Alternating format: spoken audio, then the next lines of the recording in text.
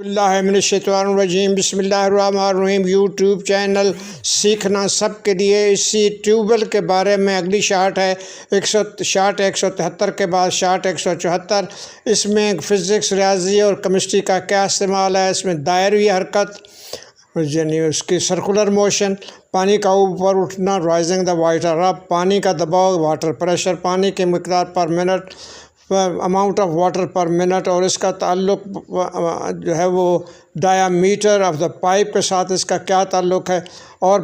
پانی کی گہرائی واٹر ڈیپتھ کتنی ہوتی ہے، انجن کی قوت اور اس کے لیے کتنی انجن کی قوت درکار ہوتی ہے۔ اس میں ریاضی کا دائرہ ہے، قطر ہے، ڈایا میٹر لمبائی، لینگتھ چوڑائی، ویڈتھ،